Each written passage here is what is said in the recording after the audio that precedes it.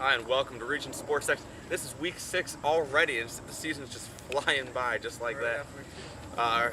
Starting the second half of the season here, I'm Joe Faley, JT Hoyle, and as always, Michael Steggy.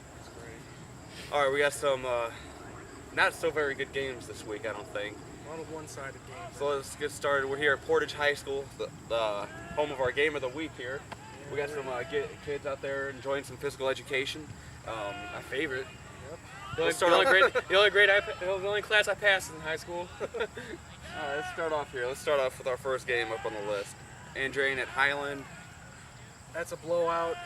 Highland's probably not even going to score. Highland probably won't win a game the rest of the season. Mike, what do you got? I'm taking Highland. Okay. Taking Highland.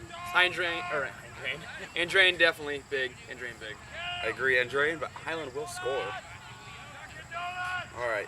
Bishop Noll at Calumet. Oh, that's going to be a slobber knocker. I think Noll's going to win this one. They got the ground game going. They picked up a big win last week. I got Noll in a close one. Noll big here as well. Not much to say about the game. All right, I'm disagreeing with you, but I like Calumet on this one. And a tight one. They're at home. The home crowd's going to be rocking down on Route 6, Ridge Road. They're going to be going crazy. All right, now the Bowman Academy Fighting Eagles at Clark. Man, they just put up over 70 last week on Chicago Charter. I was really impressed with their performance. But I'm gonna have to go with Clark on this one. Clark at home. They're always tough at home, so I'm taking Clark over Bowman. I'm taking Bowman here. Like Joe said last week, winning is contagious. All right, Winning is Bowman contagious. won no games. Beat those inner city Chicago schools. Bowman wins no games last year. They won 2 this year. No, they won 3. No, they won 4 and 1. 4. They won 4 games. It's contagious. They're winning a close one. All right, I got Nick Moore on the ground running for 150 yards and 2 scores I'll be here. shocked if he runs for 150. I mean, Bowman. Boney, they're a lot more athletic team, but then again, they are a Gary school. You know what I think about them. So I'm taking Clark big on this one. All right, let's go to Valpo at Crown Point. Valparaiso's an improving team. They may even get their quarterback back this week. I don't even think they're going to need him. It's not going to matter. Crown Point. Those Portage fans, they're getting wild up already on Thursday. It's already Thursday. They're getting wild up already. I got Valpo win this one, probably 2 scores, maybe 20-14. That's about. That sounds like a good score. Well, I heard Hoffman on the PFR, or not PFR, but on one of the radio stations coming home from the Michigan City game last week. He said that Livovich is going to be back this week. But I also expect them to see a lot of Wildcat. It worked out really well against Hutchinson, obviously, when they pulled out the win last week. So I would see definitely a bounce attack with Livovich passing and Perkins back there run some Wildcat. So I think regardless what they do, Valpo wins big. Oh, yeah, Valpo's going to be too much quicker than Crown Point. Crown Point's defense too slow. Valpo's going to win by 2 scores, 2 touchdowns. All right, let's go to Morton at Hammond. Hammond High Wildcats. Morton's going to win this game. Hammond, don't let the record fool you. They're not a very good football team. They lost to Highland earlier this season. I look Morton to crush Hammond. Morton Governors all the way. Morton big. All right. Now Lowell, it's a big rivalry game here. Lowell at the Brickyard. This is going to be. Hobart's going to have a big adrenaline rush. I don't care what the records are. For the first half, I think Hobart can keep the game close, but I think midway, late third quarter, Lowell's going to turn it on. Lowell's going to pull away in the second half. But it's going to be a good game for a little while. See, 3 years ago, this would have been an awesome game. Definitely a game of the week. Last year was a great game. Last year, game of the week. But without Bobby James and the rest of the core group from Hobart, Hobart is definitely having the worst year they've had in a long time. We've already made that point earlier in the previous weeks. Yeah.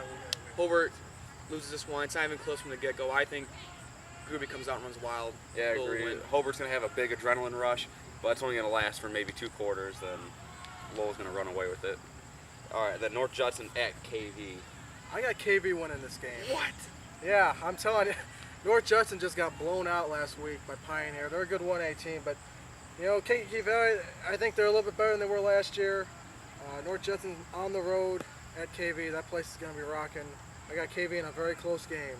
Upset pick. KV, I think KV as well. They got the leading scorer in the area right now on that team, don't they? No. KV or leading. No, the guys from Rensselaer. Rensselaer. So I'm sorry, it's big enough. Regardless, KV. I think KV's gonna win this game. I got KV. Oh, I'm taking the Judson. I don't know whether it's the Blue Jays. Jays. The Judson Blue Jays. All right, Michigan City at Lake Central. Blowout Michigan City crushes Lake Central. I'm not even commenting on that. Yeah, Michigan City big. All right, this could be a good one. South Central at Lake Station. No, it's not. No, gonna be. you just South mentioned. You just You mentioned. just mentioned the. Oh wait, is Lake Station on the road? No, they're at home. Oh man, big homecoming game. I don't know, man. It doesn't matter. Lake Station could play SC. Pop Warner teams from Portage, SC all and they the would way. lose. All right, River Forest at Wheeler again. Wheeler across the board. North Newton at Whiting. I got Whiting in that game. Christ, who cares? Whiting probably. Yeah. Latimer at Gavitt. Gavitt. Gavitt big. Gavitt big. A big intercity rivalry. Lou Wallace at Roosevelt. I'm going Who's got a- Wallace, man. Who's at a quarter? That's on the side. I'm We broke. should I got Lou Wallace. Yeah, I'm taking Roosevelt. All right, Take the Chicago referees. Chicago Charter at Westside. Westside's probably Bowman just blew him out. I think Westside's going to do the same thing. Probably by more. Westside big. All right, then Saturday game, Central Noble at East Chicago. I got EC. I'm taking the region team, EC. Yeah, Cardinals baby. All right, let's go to a big game here. LaPorte at Merrillville. LaPorte desperately needs a win, but they're got to travel a good 40 minutes to get to Merrillville. It's going to be a long bus ride.